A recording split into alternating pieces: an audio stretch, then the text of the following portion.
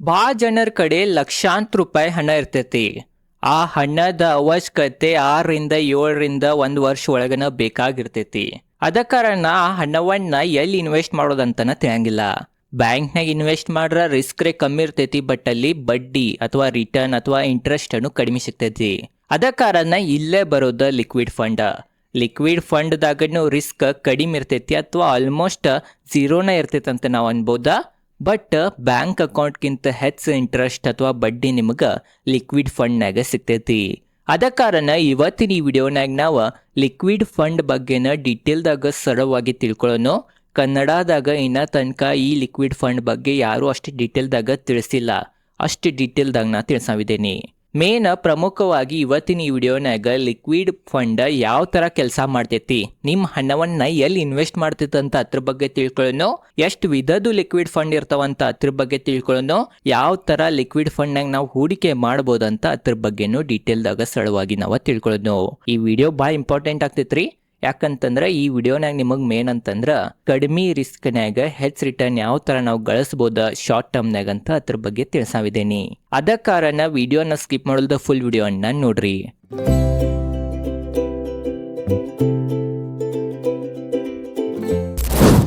ನೋಡ್ರಿ, ನಾವು first liquid fund ಮತ್ತು ಬ್ಯಾಂಕ್ ಅಕೌಂಟ್ನಾಗ ಏನ್ ಡಿಫ್ರೆನ್ಸ್ ಐತಿ, ಎರಡೂರ್ ನಡಕ ಏನ್ ವ್ಯತ್ಯಾಸ ಐತಿ ಅಂತ ಅದ್ರ ಬಗ್ಗೆ ತಿಳ್ಕೊಳ್ಳೋಣ. ನೋಡ್ರಿ, ನಿಮ್ ಕಡೆ 5 ಲಕ್ಷ ರೂಪಾಯಿ ಇದಾವಂತ ನೀವ ತಿಳ್ಕೊರಿ.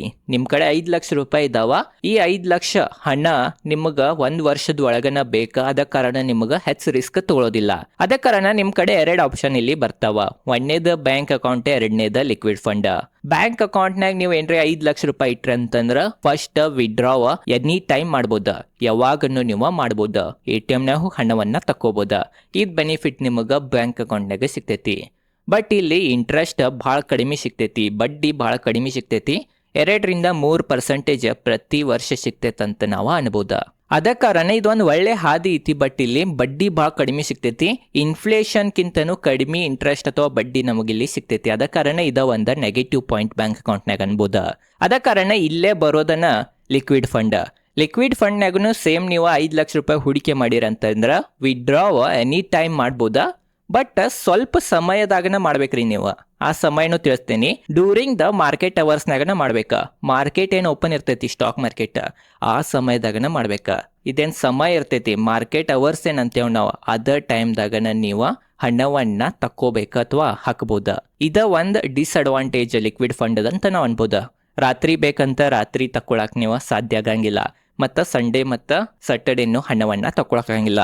ಬಟ್ ಇಲ್ಲಿ ನಿಮ್ಗೆ ಅಡ್ವಾಂಟೇಜ್ ಏನು ಸಿಗ್ತೈತೆ ಅಂತಂದ್ರೆ, ಏನು ಬ್ಯಾಂಕ್ ಅಕೌಂಟ್ನಾಗ ಬಡ್ಡಿ ರೇಟ್ ಅಥವಾ ಇಂಟ್ರೆಸ್ಟ್ 2-3% ಸಿಗ್ತೈತಿ, ಅದ ಇಲ್ಲಿ 5-8% ಸಿಗ್ತೈತಿ.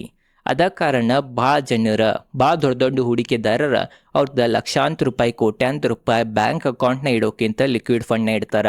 ಲಿಕ್ವಿಡ್ ಫಂಡ್ನ ಇಡೋದ್ರಿಂದ ಇನ್ಫ್ಲೇಷನ್ಗೆ ಕರೆಕ್ಟ್ ಹೆಜ್ಜು ಆಗ್ತೈತಿ, ಮತ್ತು ಇನ್ಫ್ಲೇಷನ್ಗಿಂತ 1% ಹೆಚ್ಚು ರಿಟರ್ನ್ ಸಿಗ್ತೈತಿ, ಮತ್ತು ರಿಸ್ಕನ್ನು ಭಾಳ ಕಡಿಮೆ ಇರ್ತೈತಿ. ಈಗ ನಿಮಗೆ ಬ್ಯಾಂಕ್ ಅಕೌಂಟ್ ಮತ್ತು ಲಿಕ್ವಿಡ್ ಫಂಡ್ನಾಗ ಏನು ವ್ಯತ್ಯಾಸ ಐತಿ ಅಂತ ನಿಮಗೆ ಗೊತ್ತಾಗಿರ್ಬೋದು. ಎಲ್ಲ ಸೇಮ್ ಐತಿ, ಬಟ್ ರೊಕ್ಕ ತೆಗಿಯೋ ಟೈಮಿಂಗ್ ಸ್ಟಾಕ್ ಮಾರ್ಕೆಟ್ ಪ್ರಕಾರ ಲಿಕ್ವಿಡ್ ಮಾರ್ಕೆಟ್ನಾಗ ಆಗ್ತೈತಿ, ಮತ್ತು ಇಂಟ್ರೆಸ್ಟ್ ನಿಮ್ಗೆ ಹೆಚ್ಚು ಸಿಗ್ತೈತಿ. ಇದು ಅಡ್ವಾಂಟೇಜ್. ಅದ ಕಾರಣ ಒಂದು ಕಡೆ ಅಡ್ವಾಂಟೇಜ್ ಇದ್ರೆ ಒಂದು ಕಡೆ ಡಿಸ್ಅಡ್ವಾಂಟೇಜ್ ಇರ್ತೈತಿ. ಬಟ್ ಅಷ್ಟೇನು ದೊಡ್ಡ ಡಿಸ್ಅಡ್ವಾಂಟೇಜ್ ಅಂತ ನಾಕ ಬರಂಗಿಲ್ಲ. ಈಗ ಬರೀ ಯಾವ್ಯಾವ ಹಣ ನಾವು ಲಿಕ್ವಿಡ್ ಫಂಡ್ನಾಗ ಇನ್ವೆಸ್ಟ್ ಮಾಡ್ಬೇಕಂತ ನಮಗೆ ಎಕ್ಸ್ಪರ್ಟ್ಗಳು ತಿಳಿಸ್ತಾರಂತ ಅದ್ರ ಬಗ್ಗೆ ತಿಳ್ಕೊಳ್ಳೋಣ. ನೋಡ್ರಿ, ಒಂದೇದ ಬ್ಯಾಂಕ್ ಅಕೌಂಟ್ನಾಗ ಏನು ಹಣ ಇಡ್ತೀರಿ, ಆ ಹಣವನ್ನ ನೀವು ಲಿಕ್ವಿಡ್ ಫಂಡ್ನಾಗ ಇನ್ವೆಸ್ಟ್ ಮಾಡ್ಬೋದಾ. ಅದರಿಂದ ಈ ಲಿಕ್ವಿಡ್ ಫಂಡ್ನಾಗ ನಿಮ್ಗೆ ಹೆಚ್ಚು ಇಂಟ್ರೆಸ್ಟ್ ಸಿಗ್ತೈತಿ, ಆ ಬೆನಿಫಿಟ್ ಸಿಗ್ಬೋದಾ. ಮತ್ತು ಎರಡನೇದ ಮಾರ್ಕೆಟ್ದಾಗ ಇನ್ವೆಸ್ಟ್ ಮಾಡ್ಬೇಕಂತ ನಿಮ್ಮ ಕಡೆ ಹಣ ಇರ್ತಾವ, ಬಟ್ ನೀವು ಇನ್ವೆಸ್ಟ್ ಮಾಡಂಗಿಲ್ಲ, ಯಾಕಂದ್ರೆ ಮಾರ್ಕೆಟ್ ಟಾಪ್ದಾಗೈತಿ. ಅಥವಾ ನೀವು ಇನ್ನ ರಿಸರ್ಚ್ ಮಾಡ್ತಿರ್ತೀರಿ, ಯಾವ ಸ್ಟಾಕ್ನ ಹಾಕ್ಲಿ, ಯಾವ ಸ್ಟಾಕ್ನ ಬಿಡ್ಲಿ, ಅಥವಾ ಯಾವ ಮ್ಯೂಚುವಲ್ ಫಂಡ್ನ ಹಾಕ್ಲಿ ಅಂತ ರಿಸರ್ಚ್ ಮಾಡ್ತಿರ್ತೀರಿ. ಒಬ್ಬೊಬ್ಬರ ರಿಯಲ್ ಎಸ್ಟೇಟ್ನ ಹೂಡಿಕೆ ಮಾಡೋದಿರ್ತೈತಿ. ಅದ ಕಾರಣ ಹಣ ಬಂದಿರ್ತಾವ, ಬಟ್ ಎಲ್ಲಿ ಜಾಗ ಸಿಗ್ತಿರಂಗಿಲ್ಲ, ಮನಿ ಸಿಗ್ತಿರಂಗಿಲ್ಲ. ಅದ ಕಾರಣ ಅಂಥ ಹಣವನ್ನ ನೀವು ಲಿಕ್ವಿಡ್ ಫಂಡ್ನಾಗ ಹಾಕ್ಬೋದ. ಯಾವಾಗ ಮತ್ತು ನಿಮಗೆ ಮಾರ್ಕೆಟ್ನಾಗ ಒಳ್ಳೆ ಅಪರ್ಚುನಿಟಿ ಸಿಗ್ತೈತಿ, ಅಥವಾ ಎಲ್ಲರ ರಿಯಲ್ ಎಸ್ಟೇಟ್ ನಿಮಗೆ ಒಳ್ಳೇದು ಎಲ್ಲರೇ ಸಿಕ್ಕರೆ ಆ ಹಣವನ್ನು ತಕೊಂಡು ನೀವು ರಿಯಲ್ ಎಸ್ಟೇಟ್ ಬಾಯ್ ಮಾಡ್ಬೋದಾ. ಇಲ್ಲಿ ಬಡ್ಡಿನೂ ಹೆಚ್ಚಾಗ್ತೈತಿ ಮತ್ತು ಹಣವನ್ನು ತಕ್ಕೋಬೋದ. ಇದು ನೀವು ಮಾಡ್ಬೋದಾ. ಇಂಥ ಹಣವನ್ನು ನೀವು ಲಿಕ್ವಿಡ್ ಫಂಡ್ನಾಗ ಇನ್ವೆಸ್ಟ್ ಮಾಡ್ಬೋದಾ. ಮೂರನೇದ ಎಮರ್ಜೆನ್ಸಿ ಫಂಡನ್ನು ಇನ್ವೆಸ್ಟ್ ಮಾಡ್ಬೋದಾ. ಬಟ್ ಎಮರ್ಜೆನ್ಸಿ ಫಂಡ್ ಏನಿರ್ತೈತೆ ನಿಮ್ಮ ಟೋಟಲ್, ಎಮರ್ಜೆನ್ಸಿ ಫಂಡ್ ಅಂತಂದ್ರೆ 6 ತಿಂಗಳಕ್ಕೆ ನಿಮಗೆ ಬೇಕಾಗಿರುವ ಹಣವನ್ನ ಎಮರ್ಜೆನ್ಸಿ ಫಂಡ್ ಅಂತೇವಿ. ಎಮರ್ಜೆನ್ಸಿ ಫಂಡ್ ಪ್ರತಿ ವ್ಯಕ್ತಿ ಕಡೆ ಇರಾಕನ ಬೇಕು. ಯಾಕಂತಂದ್ರೆ ಮನುಷ್ಯನ ಜೀವನ ಅನ್ಸರ್ಟನಿಟಿದಿಂದ ಕೂಡೈತಿ. ಯಾವಾಗ ಮನುಷ್ಯಾಗ ಎಮರ್ಜೆನ್ಸಿ ಹಣ ಬೇಕಾಗ್ತಾವಂತ ಹೇಳಕ್ ಬರಂಗಿಲ್ಲ. ಈಗಿನ ಕಾಲನಾಗ ಯಾರ ಜನರೂ ಹಣದ ಹೆಲ್ಪ್ ಮಾಡಂಗಿಲ್ಲ, ಇದು ತಿಳ್ಕೊಬೇಕು. ಅದ ಕಾರಣ ಏನಿದ್ದೀರಿ ನೀವ ಇದ್ದೀರಿ, ಅದ ಕಾರಣ ನೀವ ನಿಮ್ದು ಎಮರ್ಜೆನ್ಸಿ ಫಂಡನ್ನು ಮ್ಯಾನೇಜ್ ಮಾಡ್ಬೇಕು ಅಥವಾ ಇಡ್ಕೋಬೇಕು. ಆ 6 ತಿಂಗಳದ ಎಮರ್ಜೆನ್ಸಿ ಫಂಡ್ ಏನಿರ್ತೈತಿ ಅದರಿಂದ 50% ನೀವು ಮಾತ್ರ ಲಿಕ್ವಿಡ್ ಫಂಡ್ನಾಗ ಇನ್ವೆಸ್ಟ್ ಮಾಡ್ಬೇಕು. ಉಳಿದಿದ್ದ ಬ್ಯಾಂಕ್ ಅಕೌಂಟ್ನಾಗನೇ ಇಡಬೇಕು. ಬ್ಯಾಂಕ್ ಅಕೌಂಟ್ನಾಗ ಇಟ್ಟರೆ ಏನಾಗ್ತೈತೆ ಅಂತಂದ್ರೆ ಮೇನಲ್ಲಿ ಯಾವಾಗ ಬೇಕಾವಾಗ ರೊಕ್ಕ ತಕ್ಕೋಬೋದು. ಲಿಕ್ವಿಡ್ ಫಂಡ್ನಾಗ ಏನಂತಂದ್ರೆ ಶನಿವಾರ ರವಿವಾರ ತಗೊಳಕ್ ಬರಂಗಿಲ್ಲ. ಮತ್ತು ಮಾರ್ಕೆಟ್ ಅವರ್ಸ್ ಮುಗ್ಯಾನ 3:30 ಆಗೋಣ 4-5 ಗಂಟೆ ಸಂಜೆಗೆ ಬೇಕಂದ್ರೆ ಅವ ಹಣ ತಗೊಳಕ್ ಬರಂಗಿಲ್ಲ. ಎಮರ್ಜೆನ್ಸಿ ಏನು ಮಾರ್ಕೆಟ್ ಅವರ್ಸ್ನಾಗನ ಬರ್ತೈತಿ, ಅವಾಗನ ಬರ್ತೈತಿ ಅಂತ ಹೇಳಕ್ ಬರಂಗಿಲ್ಲ ರೀ. ಅದ ಕಾರಣ 50% ಬ್ಯಾಂಕ್ ಅಕೌಂಟ್ನ ಇಡ್ರಿ, ಉಳಿದಿದ್ದು 50% ಲಿಕ್ವಿಡ್ ಫಂಡ್ನ ಇಟ್ರೆ ಅಲ್ಲಿಯೂ ನಿಮ್ಗೆ ಚಲೋ ರಿಟರ್ನ್ ಆ ಹಣಕ್ಕನ್ನು ಸಿಗ್ಬೋದಂತ ನಾವು ಅನ್ಬೋದು. ಈಗ ನಿಮ್ಮ ತಲೆಯಾಗ ಒಂದು ಕ್ವಶನ್ ಇರ್ಬೋದು, ಏನಪ್ಪಾ 1-2% ಇಂಟ್ರೆಸ್ಟ್ ರೇಟಿಗೆ ಇಷ್ಟೆಲ್ಲ ಗುದ್ದಾಡೋದೇನಂತ. ಈಗ ನಿಮಗೆ 1-2% ಇಂಟ್ರೆಸ್ಟ್ ರೇಟ್ ಅನ್ನಿಸ್ತಿರ್ಬೋದು, ಬಟ್ ಲಕ್ಷಾಂತರ ರೂಪಾಯಿ ಕೋಟ್ಯಾಂತರ ರೂಪಾಯಿ ಹಣ ಇದ್ದವ್ರಿಗೆ ಇದು 1-2%ನ ಭಾಳ ಇಂಪಾರ್ಟೆಂಟ್ ರೀ. 1-2%ಲೇನ ಕಂಪೌಂಡಿಗೆ ನಾವು ಪವರ್ ಹಚ್ಚಿ ನೋಡಿದ್ವು ಅಂತಂದ್ರೆ ಕೋಟ್ಯಾಂತರ ರೂಪಾಯಿ ಅಥವಾ ಲಕ್ಷಾಂತರ ರೂಪಾಯಿ ಫರಕ್ ಆಗ್ತೈತಿ. ಅದ ಕಾರಣ ಸ್ವಲ್ಪ ದಿನದ್ನಾಗ ಶಾರ್ಟ್ ಟರ್ಮ್ನಾಗ 1-2% ಕಡಿಮೆ ಅನ್ನಿಸ್ತಿರ್ಬೋದು, ಬಟ್ ಲಾಂಗ್ ಟರ್ಮ್ ತಕ್ಕ ಯಾರು ಡಿಸಿಪ್ಲಿನ್ಲಿ ಈ ಸ್ಟ್ರಾಟಜಿಯನ್ನು ಫಾಲೋ ಮಾಡ್ತಾನೆ ಅವಂಗ ಲಕ್ಷಾಂತರ ರೂಪಾಯಿ ಹೆಚ್ಚು ಗಳಿಸ್ತಾನ ಸಾಮಾನ್ಯ ಮನುಷ್ಯನಕ್ಕಿಂತನೂ ನಾವು ಅನ್ಬೋದು. ಅದ್ರಾಗೂ ಮೇನ್ ಇನ್ಫ್ಲೇಷನ್ಗೆ ಬೀಟ್ ಮಾಡ್ತಾನೆ. ಇನ್ಫ್ಲೇಷನ್ಗೆ ಒಬ್ಬ ವ್ಯಕ್ತಿ ಬೀಟ್ ಮಾಡಲಿಲ್ಲ ಅಂತಂದ್ರೆ ಇದ್ದಿದ್ದ ಹಣ ಅವನ ಕಡೆ ಕಡಿಮೆ ಆಗ್ತಾವ. ಎಷ್ಟು ಕೋಟ್ಯಾಂತರ ರೂಪಾಯಿ ಇದ್ರೂ ನಾವು ಕಡಿಮೆ ಹಾಕೊಂತಾನೆ ಬರ್ತಾವ. ಆ ಹಣ ಕಡಿಮೆ ಆಗಬಾರ್ದು. ಇನ್ಫ್ಲೇಷನನ್ನು ನಾವು ಹೆಜ್ಜೆ ಮಾಡ್ಬೇಕಂದ್ರೆ ಈ ಥರ ಎಲ್ಲ ಸ್ಟ್ರಾಟಜಿಯನ್ನು ದೊಡ್ಡ ದೊಡ್ಡ ಹೂಡಿಕೆದಾರರ ದೊಡ್ಡವ್ರ ಶ್ರೀಮಂತರ ಬಳಸ್ತಾರ. ಅದ ಕಾರಣ ದೊಡ್ಡ ಜನರ ಇವೆಲ್ಲ ಗುರ್ತಿದ್ರೂ ಯಾವಾಗೂ ಯಾರಿಗೂ ತಿಳಿಸಂಗಿಲ್ಲ. ಅದ ಕಾರಣ ನಾ ತಿಳಿಸತ್ತೀನಿ. ಅದ ಕಾರಣ ಲೈಕ್ ಮಾಡಿರಿ, ವಿಡಿಯೋಗೆ ಫ್ರೀದಾಗ ಲೈಕ್ ಬಟನ್ ಇರ್ತೈತೆ, ಲೈಕ್ ಮಾಡಿರಿ. ಮತ್ತೊಂದು ಏನಂತಂದ್ರೆ ಈಗ ನಿಮಗೆ ಗುರ್ತಾ ಇರ್ಬೋದು ಯಾವ್ಯಾವ ಹಣ ಎಲ್ಲೆಲ್ಲಿ, ಈಗ ನಿಮಗೆ ಗುರ್ತಾ ಇರ್ಬೋದು ಯಾವ್ಯಾವ ಹಣವನ್ನು ನಾವು ಲಿಕ್ವಿಡ್ ಫಂಡ್ನಾಗೆ ಇನ್ವೆಸ್ಟ್ ಮಾಡ್ಬೇಕಂತ. ಈಗ ಬರೀ ನಾವು ಲಿಕ್ವಿಡ್ ಫಂಡ್ ಯಾವ ಥರ ಕೆಲಸ ಮಾಡ್ತೈತಿ ಅಥವಾ ಏನು ಲಿಕ್ವಿಡ್ ಫಂಡ್ನಾಗ ನೀವು ಹೂಡಿಕೆ ಮಾಡ್ತೀರಿ, ಆ ಹಣ ಲಿಕ್ವಿಡ್ ಫಂಡ್ದವ್ರು ಎಲ್ಲಿ ಹೂಡಿಕೆ ಮಾಡ್ತಾರ, ಎದಕ್ಕೆ ರಿಸ್ಕ್ ಕಡಿಮೆ ಇರ್ತೈತೆ ಅಂತ ಲಿಕ್ವಿಡ್ ಫಂಡ್ನಾಗ ಎಲ್ಲರೂ ಅಂತಾರಂತ ಅದರಲ್ಲೇ ನಿಮಗೆ ಗುರ್ತಾಗ್ತೈತಿ. ಮತ್ತು ಬಡ್ಡಿ ಏನು ನಿಮಗೆ ಸಿಗ್ತೈತೆ, ಆ ಬಡ್ಡಿನೂ ಯಾವ ಮೂಲಕ ಸಿಗ್ತೈತೆ ಅಂತ ಎಲ್ಲ ಡೀಟೇಲ್ದಾಗ ನಿಮಗೆ ಇದು ಒಂದು ಚಾರ್ಟ್ ತೊಗೊಂಬಂದೀನಿ. ಆ ಚಾರ್ಟ್ ನೋಡ್ರಿ ನಿಮಗೆ ಗುರ್ತಾಗ್ಬಿಡ್ತೈತಿ. ನೋಡ್ಬೋದು ನೀವು ಈ ಚಾರ್ಟ್ ಪ್ರಕಾರನ ಲಿಕ್ವಿಡ್ ಫಂಡ್ ಅವರ ಇನ್ವೆಸ್ಟ್ ಮಾಡ್ತಾರ. ನೋಡ್ರಿ ಇಲ್ಲಿ ಉದಾಹರಣೆ ತೊಗೊಂಡೇನೆ ಅಂದ್ರೆ ನಿಮಗೆ ಕರೆಕ್ಟ್ ಡೀಟೇಲ್ದಾಗ ಸರಳವಾಗಿ ಗುರ್ತಾಗ್ತೈತಿ. ಇಷ್ಟು ಸರಳವಾಗಿ ಯಾರು ನಿಮ್ಗೆ ತಿಳಿಸಂಗಿಲ್ಲ. ನೋಡ್ರಿ ನೀವು ಇನ್ವೆಸ್ಟ್ ಮಾಡ್ತೀರಿ, ಇನ್ವೆಸ್ಟರ್ ಇದ್ದೀರಿ, ಕ್ಯಾಶ್ ಅನ್ನ ನೀವು ಲಿಕ್ವಿಡ್ ಫಂಡ್ನಾಗ ಇನ್ವೆಸ್ಟ್ ಮಾಡ್ತೀರಿ. ಈ ಲಿಕ್ವಿಡ್ ಫಂಡ್ ಕಡೆ ನಿಮ್ಮದು ಕ್ಯಾಶ್ ಏನ್ರೆ ಬಂತಂತಂದ್ರೆ ಅವ್ರು ಏನು ಮಾಡ್ತಾರಂತಂದ್ರೆ ಇದ ಕ್ಯಾಶ್ ಅನ್ನ ಬ್ಯಾಂಕ್ಗಳಿಗೆ ಲೋನ್ ಕೊಡ್ತಾರ. ಈಗ ನಿಮ್ಮ ತಲೆ ಕ್ವಶನ್ ಇರ್ಬೋದು, ಬ್ಯಾಂಕ್ದವ್ರನ್ನ ಸಾಮಾನ್ಯ ಜನರಿಗೆ ಲೋನ್ ಕೊಡ್ತಾರೆ, ಮತ್ತು ಬ್ಯಾಂಕ್ದವ್ರಿಗೆ ಏನು ಲೋನದ ಅವಶ್ಯಕತೆ ಇರ್ತೈತಂತ. ಅಲ್ಲೇ ಬರೋದ RBIದ ರಿಕ್ವೈರ್ಮೆಂಟ್ಗಳು. ಬ್ಯಾಂಕ್ಗಳ್ಗೆ RBIದ ಕೆಲವೊಂದು ರಿಕ್ವೈರ್ಮೆಂಟ್ಗಳು ಮೇಂಟೈನ್ ಮಾಡೋದಿರ್ತೈತಿ. ಅದ್ರಾಗೂ ಮೇನ್ ರಿಕ್ವೈರ್ಮೆಂಟ್ ಏನಂತಂದ್ರೆ ಪ್ರತಿದಿನ ಮಿನಿಮಮ್ ಬ್ಯಾಲೆನ್ಸನ್ನು ಮೇಂಟೈನ್ ಮಾಡೋದಿರ್ತೈತಿ, ರೂಲ್ ಇರ್ತೈತೆ. ಅದ ಕಾರಣ ಅವ್ರು ಏನು ಮಾಡ್ತಾರಂತಂದ್ರೆ ಓವರ್ ನೈಟ್ ಸಾಲವನ್ನು ತೋತಾರ, ಓವರ್ ನೈಟ್ ಲೋನ್ ಅಂತೇವೆ ನಾವು. ಅದ ಕಾರಣ ಬ್ಯಾಂಕ್ಗಳ ಲಿಕ್ವಿಡ್ ಫಂಡ್ಗಳಿಂದ ಓವರ್ ನೈಟ್ ಲೋನ್ ತಗೋತಾರೆ. ಯಾಕಂತಂದ್ರೆ ಮಿನಿಮಮ್ ಬ್ಯಾಲೆನ್ಸನ್ನು ಮೇಂಟೈನ್ ಮಾಡಕ್ಕೆ. ಮತ್ತು ಅದ ಬ್ಯಾಂಕ್ಗಳ ಲಿಕ್ವಿಡ್ ಫಂಡ್ದವ್ರಿಗೆ ಏನು ಕೊಡ್ತಾರಂತಂದ್ರೆ ಇಂಟ್ರೆಸ್ಟ್ ಕೊಡ್ತಾರೆ. ಅದಕ್ಕನ್ನ ನಾವು ಅಂತೀವಿ ಓವರ್ ನೈಟ್ ಇಂಟ್ರೆಸ್ಟ್. ಇಲ್ಲಿ ಬರ್ದೇನು ನೋಡ್ರಿ, ಆ ಓವರ್ ನೈಟ್ ಇಂಟ್ರೆಸ್ಟ್ದಿಂದನ ನಿಮಗಿಲ್ಲಿ ರೊಕ್ಕ ಕೊಡ್ತಾರೆ. ಅದ ಕಾರಣ ಓವರ್ ನೈಟ್ ಇಂಟ್ರೆಸ್ಟ್ ಎಷ್ಟು ಹೆಚ್ಚಿರ್ತೈತಿ ಅಷ್ಟು ನಿಮಗೆ ಹೆಚ್ಚು ಇಂಟ್ರೆಸ್ಟ್ ಸಿಗ್ತೈತಿ. ಓವರ್ ನೈಟ್ ಇಂಟ್ರೆಸ್ಟ್ ಎಷ್ಟು ಕಡಿಮೆ ಇರ್ತೈತಿ ಅಷ್ಟು ನಿಮಗೆ ಕಡಿಮೆ ಇಂಟ್ರೆಸ್ಟ್ ಅಥವಾ ಕಡಿಮೆ ಬಡ್ಡಿ ಸಿಗ್ತೈತಿ. ಈಗ ನಿಮ್ಮ ತಲೆ ಕ್ವಶನ್ ಇರ್ಬೋದಾ, ಈಗ ನಾವು ಬ್ಯಾಂಕ್ ಕಡೆ ಏನ್ರೆ ಸಾಲ ತೊಗೊಂಡು ಅಂತಂದ್ರೆ ಬ್ಯಾಂಕ್ದವ್ರ ಮನಿ ಗಿನಿ ಅದು ಒತ್ತೆ ಇಡ್ಕೋತಾರ. ನಾವೇನ್ರೆ ಸಾಲ ಏನ್ರೆ ತೀರಿಸ್ಲಿಲ್ಲ ಅಂತಂದ್ರೆ ಮನಿ ಅವರ ತೊಗೊಂಡ್ಬಿಡ್ತಾರ, ಅದನ್ನ ಮಾರಿ ಆ ಹಣವನ್ನ ರಿಕವರ್ ಮಾಡ್ಕೋತಾರ ಬ್ಯಾಂಕ್ಗಳು. ತಪ್ಪಿಲ್ಲು ಬ್ಯಾಂಕ್ದವ್ರನ್ನ ಲಿಕ್ವಿಡ್ ಫಂಡ್ದವ್ರಿಗೆ ಹಣ ಕೊಡ್ಲಿಲ್ಲ ಅಂತಂದ್ರೆ ಯಾವ ಥರ ಲಿಕ್ವಿಡ್ ಫಂಡ್ದವ್ರು ರಿಕವರ್ ಮಾಡ್ತಾರಂತ ನಿಮ್ಮ ತಲೆ ಕ್ವಶನ್ ಇರ್ಬೋದಾ. ಅಲ್ಲೇನ ಬರ್ತೈತಿ ಟ್ರೆಜರಿ ಬಿಲ್ಗಳು. ಬ್ಯಾಂಕ್ದವ್ರ ಸೆಕ್ಯೂರಿಟಿ ಅಂತ ಟ್ರೆಜರಿ ಬಿಲ್ಗಳು ಕೊಟ್ಟಿರ್ತಾರ. ತಪ್ಪೇನ್ರೆ ಬ್ಯಾಂಕ್ಗಳ ಏನು ಕೊಟ್ಟಿದ್ದ ಸಾಲ ತೀರಿಸ್ಲಿಲ್ಲ ಅಂತಂದ್ರೆ ಇವ್ರು ಲಿಕ್ವಿಡ್ ಫಂಡ್ದವ್ರು ಬ್ಯಾಂಕ್ದವ್ರು ಏನು ಟ್ರೆಜರಿ ಬಿಲ್ ಕೊಟ್ಟಿರ್ತಾರ ಆ ಸೆಲ್ ಮಾಡಿ ಆ ಹಣವನ್ನು ನಿಮ್ಗೆ ಕೊಡ್ತಾರ. ಅದ ಕಾರಣ ರಿಸ್ಕ್ ಇಲ್ಲ ಅಂತ ಅನ್ನಕ್ಕೆ ಬರಂಗಿಲ್ಲ. ಯಾಕಂದ್ರೆ ಫೈನಾನ್ಸ್ದಾಗ ಯಾವಾಗೂ ರಿಸ್ಕ್ ಇದ್ದೇ ಇರ್ತೈತಿ. ರಿಸ್ಕ್ ಜೀರೋ ಅಂತ ಯಾವಾಗೂ ಫೈನಾನ್ಸ್ದಾಗ ಎಕ್ಸ್ಪರ್ಟ್ಗಳು ಅನ್ನಂಗಿಲ್ಲ.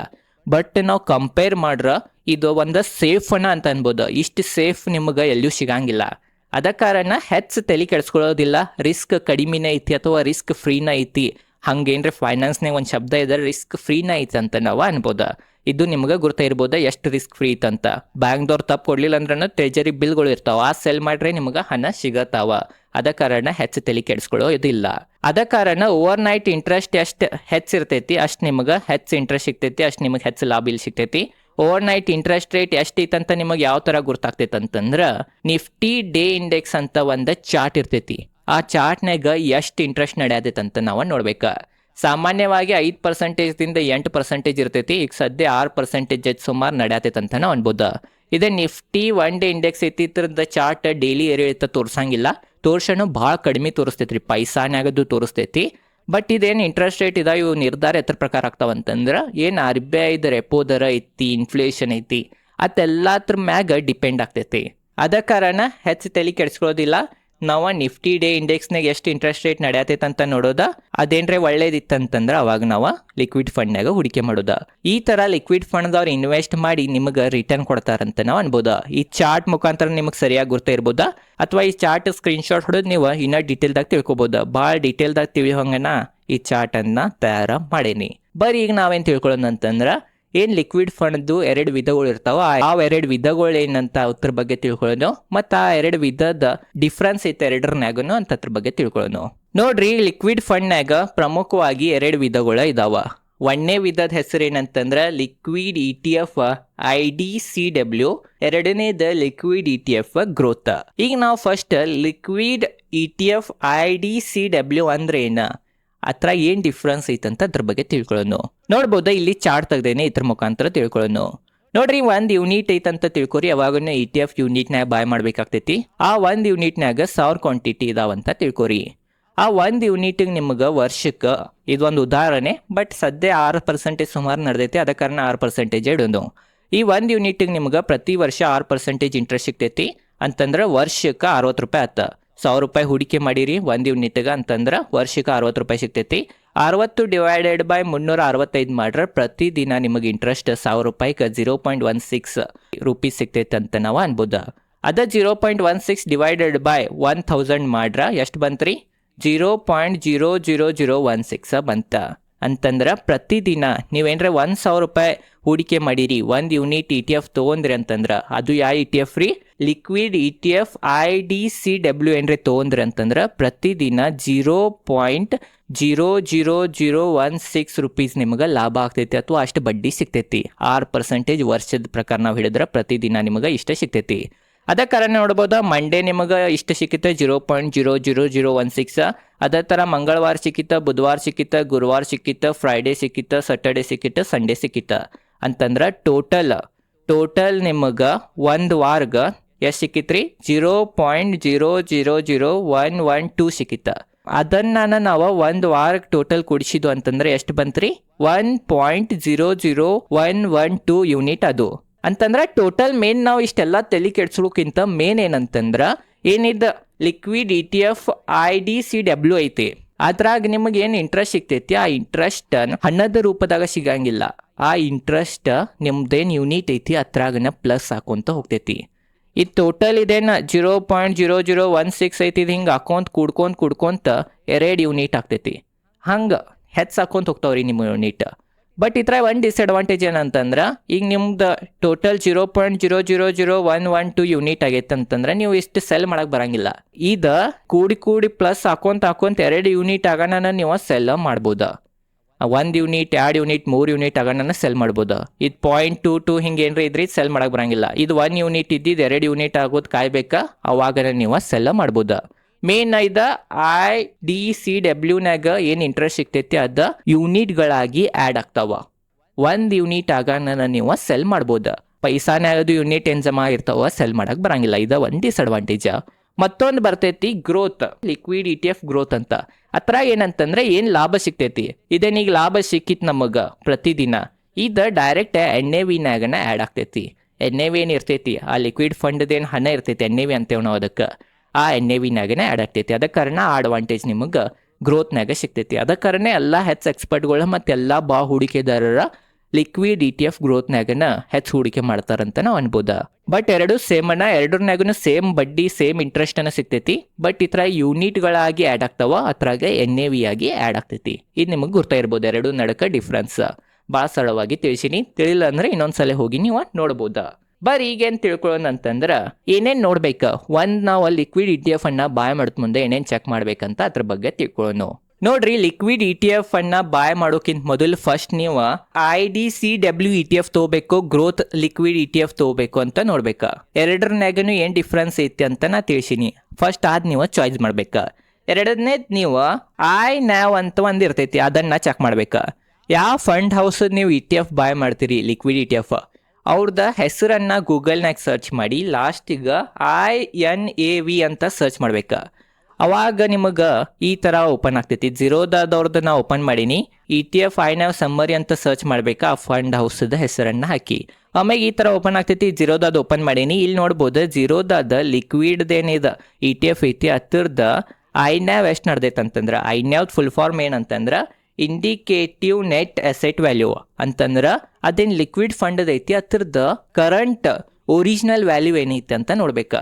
ಅದು ನಮಗಿಲ್ಲಿ ಹೇಳ್ತೈತಿ. ಒರಿಜಿನಲ್ ವ್ಯಾಲ್ಯೂ ಎಷ್ಟೈತ್ರಿ? 113.7 ನಡೆದೈತಿ. 113.7. ಈಗ ನಾವು ಏನು ಮಾಡ್ಬೇಕು, ನಮ್ಮ ಬ್ರೋಕರೇಜ್ ಏನು ಇರ್ತೈತಿ ಜಿರೋದಾ ಗ್ರೋ ಹತ್ರ ಹೋಗಿ, ಈಗ ನಂದು ಜಿರೋದಾ ಐತಿ, ಅದಕ್ಕೆ ಜಿರೋದಾದ ಆ್ಯಪ್ ಓಪನ್ ಮಾಡೀನಿ. ಅಲ್ಲಿ ಜಿರೋದಾದವ್ರದ್ದು ಇದೇನು ಲಿಕ್ವಿಡ್ ಫಂಡ್ ಐತಿ, ಗ್ರೋತ್ ಲಿಕ್ವಿಡ್ ಫಂಡ್ ಐತಿ, ಅದನ್ನು ನಾನು ಸೇಮ್ ಹೊಡಿತೇನೆ. ಆ ಪ್ರೈಸ್ ಅಲ್ಲೇನು ಪ್ರೈಸ್ ನಡೆದೈತೆ ಅದ ಮತ್ತು ಇದ ಮ್ಯಾಚ್ ಮಾಡಿ ನೋಡ್ತೇನೆ. ಎರಡನ್ನೂ ಸೇಮ್ ಇತ್ತಂದ್ರೆ ಅದ ಬೆಸ್ಟ್ ಪ್ರೈಸ್ ಅಂತ ನಾವು ಅಂತೀವಿ. ಈಗ ಇಲ್ಲಿ ಜಿರೋದಾನಾಗ ಎಷ್ಟು ನಡೆದೈತೆ ಅಂತಂದ್ರೆ ಕರೆಂಟ್ ಮಾರ್ಕೆಟ್ ಓಪನ್ ಐತಿ, ಅದ್ರ ಪ್ರಕಾರ ನೋಡ್ರ 113.7.9 ನಡೆದೈತಿ. ಇಲ್ಲಿ ನೋಡ್ಬೋದು 113.77 ನಡೆದೈತಿ. ಅಂತಂದ್ರೆ ಸ್ವಲ್ಪ ಡಿಫ್ರೆನ್ಸ್ ಐತಿ. ನೀವು ಬೇಕಾದ್ರೆ ಬಾಯ್ ಮಾಡ್ಬೋದಾ ಅಥವಾ ಲಿಮಿಟ್ ಆರ್ಡರ್ ಹಚ್ಚಿ ನೀವು ಆ ETF ಅನ್ನ ಬಾಯ್ ಮಾಡ್ಬೋದಾ. ಇದು ಕರೆಕ್ಟ್ ಪ್ರೈಸ್ ಸಿಕ್ಕರ ಬೆಸ್ಟ್, ಯಾಕಂತಂದ್ರೆ ಇದು original value, current original value ನಮಗಿಲ್ಲಿ ತಿಳಿಸ್ತೈತಿ. ಇದ್ರ ಬಗ್ಗೆನೂ ನಿಮ್ಗೆ ಗೊತ್ತಾ ಇರ್ಬೋದು. ಈ ಒಂದು ಯಾವುದು ETF ಅನ್ನ ಬಾಯ್ ಮಾಡೋಕ್ಕಿಂತ ಮೊದಲ ಲಿಕ್ವಿಡ್ ETF ಅಷ್ಟೇ ಇಲ್ಲ, ಬೇರೆ ETF ಇರ್ತಾವ. ಆ ಬಾಯ್ ಮಾಡೋಕ್ಕಿಂತ ಮೊದಲು ಇಲ್ಲಿ ಹೋಗಿ ನೀವು ಕರೆಂಟ್ ಒರಿಜಿನಲ್ ಏನು ವ್ಯಾಲ್ಯೂ ನಡೆದೈತೆ ಅಂತ ನೀವು ನೋಡಿ ಬಾಯ್ ಮಾಡ್ಬೋದ. ಅದರಿಂದ ನಿಮ್ಗೆ ಕರೆಕ್ಟ್ ವ್ಯಾಲ್ಯೂ ಸಿಗ್ತೈತಿ. ಮತ್ತೊಂದು ಏನಂತಂದ್ರೆ ಎಕ್ಸ್ಪೆನ್ಸ್ ರೇಷಿಯೋನ ಚೆಕ್ ಮಾಡ್ಬೇಕು. ಅದು ನೀವು ಯಾವ ETF ತೊಗೋತೀರಿ ಅದ್ರದ್ದು ಹೆಸರು ಹಾಕ್ರಿ ಲಿಕ್ವಿಡ್ ETF ಅಂತ. ಆಮೇಲೆ ನಿಮ್ಮ ಕಡೆ ಈ ಥರ ವೆಬ್ಸೈಟ್ಗಳು ಓಪನ್ ಆಗ್ತಾವ. ಈಗ ನೋಡ್ಬೋದು, ನಾ ಇಲ್ಲಿ ಏನು ಮಾಡೀನಿ, ಜಿರೋದಾ ಲಿಕ್ವಿಡ್ ಫಂಡ್ ಅಂತ ಹೊಡ್ದೇನಿ. ಇಲ್ಲಿ ಗ್ರೋದ್ ಓಪನ್ ಆಗೈತಿ, ಉಳಿದಿದ್ದು ಎಲ್ಲ ಓಪನ್ ಆಗ್ಯಾವ. ಬಟ್ ಜಿರೋದಾದ ವೆಬ್ಸೈಟ್ ಐತಿ, ಅಲ್ಲೇ ಒತ್ತಕ್ತೇನೆ. ಅಲ್ಲೇ ಕ್ಲಿಕ್ ಮಾಡೋಣ. ಇಲ್ಲಿ ನಮಗೆ ತಿಳಿಸ್ತಾರೆ, ನೋಡ್ಬೋದು ಇಲ್ಲಿ ಕಡೆ ಹೋಗೋಣ ಫಂಡ್ ಡೀಟೇಲ್ಸ್ ಅಂತ. ಇಲ್ಲಿ ನೀವು ಲಾಕಿಂಗ್ ಪೀರಿಯಡ್ ನೋಡ್ಬೋದಾ, ಏನೂ ಇಲ್ಲ, ನೋ ಐತಿ. ಅಂದರೆ ಯಾವಾಗ ಬೇಕನ್ನ ತೆಗಿಬೋದಾ, ಯಾವಾಗ ಬೇಕನ್ನ ಆಗ್ಬೋದು. ಅದ ಕಾರಣ ಇದಕ್ಕೆ ಲಿಕ್ವಿಡ್ ಫಂಡ್ ಅಂತಾರೆ. ಅದು ನಿಮ್ಗೆ ಗೊತ್ತಿರ್ಬೋದಾ. ಟ್ರ್ಯಾಕಿಂಗ್ ಎರರ್ ಏನು ಇವ್ರು ಹೇಳಿದ್ನಿ, ಲಿಕ್ವಿಡ್ ಫಂಡ್ದವ್ರು ಏನು ಇದು ಇಂಡೆಕ್ಸ್ ಫಾಲೋ ಮಾಡ್ತಾರಂತ ಹೇಳಿದ್ನಿ. ಅದ್ರದನ್ನ ಹೆಸರು ನಿಫ್ಟಿ ಡೇ ಇಂಡೆಕ್ಸ್ ಅಂತ. ಆ ಇಂಡೆಕ್ಸ್ದ ಮತ್ತು ಇವ್ರದ್ದು ಎಷ್ಟು ಟ್ರ್ಯಾಕಿಂಗ್ ಎರರ್ ಐತಂತ ನಮಗೆ ಇಲ್ಲಿ ತಿಳಿಸ್ತೈತಿ. ನೋಡ್ಬೋದು 0.01% ಐತಿ. ಇಷ್ಟು ಸಾಮಾನ್ಯವಾಗಿ ಇರತ್ತವ್ರಿ ಎಲ್ಲ ಫಂಡ್ದು. ನೀವು ಬೇಕಾದ್ರೆ ಬೇರೆ ಯಾವ್ಯಾವ ಲಿಕ್ವಿಡ್ ಫಂಡ್ ಇದಾವೆ ಅದನ್ನ ಕಂಪೇರ್ ಮಾಡಿನೂ ನೋಡ್ಬೋದಾ. ಮತ್ತು ಇದ್ರಾಗ ಎಕ್ಸ್ಪೆನ್ಸ್ ರೇಷಿಯೋ ಇಲ್ಲಿ ತೋರಿಸಿಲ್ಲ. ಬೇರೆ ವೆಬ್ಸೈಟ್ ಮ್ಯಾಗ ಹೋಗಿ ನಾವು ನೋಡೋಣ ಬೇಕಾದ್ರೆ ಗ್ರೋತ್ ಹೋಗಿ ನೋಡೋಣ. ಇಲ್ಲಿ ಎಕ್ಸ್ಪೆನ್ಸ್ ರೇಷಿಯೋ ಕೊಟ್ಟಾರೇನ? ನೋಡ್ಬೋದು. ಇಲ್ಲಿ ಎಕ್ಸ್ಪೆನ್ಸ್ ರೇಷಿಯೋ 0.26% ಐತಿ. ಇಲ್ಲಿ ನೀವು ನೋಡ್ಬೋದಾ. ಅದ ಕಾರಣ ನೀವು ಬೇರೆ ಬೇರೆ ಲಿಕ್ವಿಡ್ ಫಂಡ್ಗಳೇನಿದ್ದಾವ ಅವ್ರದ್ದನ್ನು ಕಂಪೇರ್ ಮಾಡಿ ನೋಡ್ಬೋದಾ. ಬಟ್ ಗ್ರೋತ್ ಐತಿ IDCW ಐತಿ, ನೋಡ್ರಿ ಯಾವ್ದು ಬೇಕಾದ್ ನೋಡಿ ನೀವು ಬಾಯ್ ಮಾಡ್ಬೇಕಾ. ಅದ ಕಾರಣ ಎಕ್ಸ್ಪೆನ್ಸ್ ರೇಷಿಯೋ ಎಷ್ಟು ಕಡಿಮೆ ಇರ್ತೈತಿ ಅಷ್ಟು ಒಳ್ಳೇದ. ಟ್ರ್ಯಾಕಿಂಗ್ ಎರರ್ ಎಷ್ಟು ಕಡಿಮೆ ಇರ್ತೈತಿ ಅಷ್ಟೇ ಒಳ್ಳೇದ. ಆಮ್ಯಾಗೇನು ಏನು ಇಂಟ್ರೆಸ್ಟ್ ಸಿಗ್ತೈತಿ, ಬಡ್ಡಿ ಸಿಗ್ತೈತಿ, ಆಲ್ಮೋಸ್ಟ್ ಎಲ್ಲತ್ರನಾಗ ಸೇಮ್ ಅನೇ ಸಿಗ್ತೈತಿ. ಸ್ವಲ್ಪ ಪೈಸಾನಾಗ ಡಿಫ್ರೆನ್ಸ್ ಆಗ್ತೈತೆ ಅಂತ ನಾವು ಅನ್ಬೋದ. ಓವರ್ ಆಲ್ ಇದೇ ಇತ್ತು ಈ ವಿಡಿಯೋನಾಗ. ನಿಮಗೆ ಕರೆಕ್ಟ್ ಲಿಕ್ವಿಡ್ ಫಂಡ್ಗಳ ಬಗ್ಗೆ ಡೀಟೇಲ್ದಾಗ ನಾ ತಿಳಿಸೇನಂತ ನನಗೆ ಅನಿಸ್ತೈತಿ. ಏನ್ರೆ ಕ್ವಶನ್ ಇತ್ತಂದ್ರೆ ತಲೆಯಾಗ ಕಮೆಂಟ್ ಬಾಕ್ಸ್ನಾಗ ಕೇಳ್ರಿ, ಹತ್ರದ ಆನ್ಸರ್ ಮಾಡೋ ಪ್ರಯತ್ನ ನಾ ಪಡ್ತೇನೆ. ಮತ್ತೊಂದು ಏನಂತಂದ್ರೆ ನಾ ಸಬಿ ರಿಜಿಸ್ಟರ್ಡ್ ರಿಸರ್ಚ್ ಜರ್ನಲಿಸ್ಟ್ ಅಥವಾ ಫೈನಾನ್ಸ್ ಅಡ್ವೈಸರ್ ಇಲ್ಲ. ಅದ ಕಾರಣ ಇದು ಬರೀ ಎಜುಕೇಶನ್ ಪರ್ಪಸ್ ಸಂಬಂಧ ಐತಿದೆ, ಯಾವುದು ಬಾಯ್ ಸೈಡ್ ರೆಕಮೆಂಡೇಶನ್ ಇಲ್ಲ. ಇದು ಜಿರೋದಾದದು ಏನು ತೋರ್ಸೇನಿ, ಇದು ಬರೇ ನಾ ನಿಮಗೆ ಉದಾಹರಣೆ ಅಂತ ತೋರ್ಸೇನಿ. ಈಗ ಇದೆಲ್ಲ ತೋರ್ಸೇನಿ ಅಂತ ಹೋಗಿ ಬಾಯ್ ಮಾಡಬೇಡ್ರಿ. ನಿಮ್ದು ಸ್ವಂತ ರಿಸರ್ಚನ್ನು ನೀವು ಮಾಡ್ರಿ. ಬೇರೆ ಬೇರೆ ವೆಬ್ಸೈಟ್ಗಳು ಇದ್ದಾವೆ ಫಂಡ್ಗಳನ್ನು ಕಂಪೇರ್ ಮಾಡೋ ಸಂಬಂಧ. ಅಲ್ಲಿ ಹೋಗಿ ನೀವು ಬೇರೆ ಬೇರೆ ಫಂಡ್ಗಳನ್ನು ಕಂಪೇರ್ ಮಾಡಿ ಯಾವ್ದು ಒಳ್ಳೇದು ಅನಿಸ್ತೈತಿ ಆ ಫಂಡನ್ನು ನೀವು ಬಾಯ್ ಮಾಡಿರಿ. ಯಾವ ಕಂಪ್ನಿ ನಿಮಗೆ ಟ್ರಸ್ಟ್ ಅನಿಸ್ತೈತಿ, ಯಾವ ಫಂಡ್ ಹೌಸ್ ನಿಮಗೆ ವಿಶ್ವಾಸ ಅನಿಸ್ತೈತೆ ಆ ಫಂಡ್ ಹೌಸದನ್ನು ETF ಬಾಯ್ ಮಾಡಿರಿ. ಓವರ್ ಆಲ್ ಇದೈತಿ ಇವತ್ತಿನ ಈ ವಿಡಿಯೋ ಚೆನ್ನಾಗಿ ಲೈಕ್ ಮಾಡಿರಿ. ಲಾಸ್ಟ್ ಕಮೆಂಟ್ ಸೆಕ್ಷನ್ನ ಏನೂ ತಿಳಿಲಿಲ್ಲ ಅಂದ್ರೆ ಥ್ಯಾಂಕ್ ಯು ಅಂತ ಕಮೆಂಟ್ ಮಾಡಿರಿ. ಅದು ಫ್ರೀನಾಗ ಇರ್ತೈತಿ. ಅದರಿಂದ ನಿಮಗೂ ಲಾಭ ಆಗ್ತೈತಿ, ನನಗೂ ಲಾಭ ಆಗ್ತೈತಿ. ಹಿಂದಿನ ವಿಡಿಯೋಗಳನ್ನು ನೋಡಿರ್ಕಲ ಇದ್ರೆ ಡಿಸ್ಕ್ರಿಪ್ಷನ್ನಾಗ ಲಿಂಕ್ ಹಾಕಿರ್ತೇನೆ. ಯಾವ ಥರ ಅಡ್ವಾನ್ಸ್ ಲೆವೆಲ್ನ SIP ಮಾಡ್ಬೋದು, ಯಾವ ಥರ ಒಬ್ಬ ಇಂಟೆಲಿಜೆಂಟ್ ಇನ್ವೆಸ್ಟರ್ SIP ಮಾಡ್ತಾನಂತ ಅದ್ರ ಬಗ್ಗೆ ತಿಳಿಸೇನಿ. ಅದ ಕಾರಣ ಈ ವಿಡಿಯೋ ಮುಗಿಯ ಆ ವಿಡಿಯೋ ನೋಡ್ರಿ. ಇದೇ ಥರ stock market related, finance related ಕನ್ನಡದಾಗ ಈ ಚಾನಲ್ ಮೇಲೆ ವಿಡಿಯೋ ಮಾಡ್ತಿರ್ತೇನೆ. ಧನ್ಯವಾದಗಳು.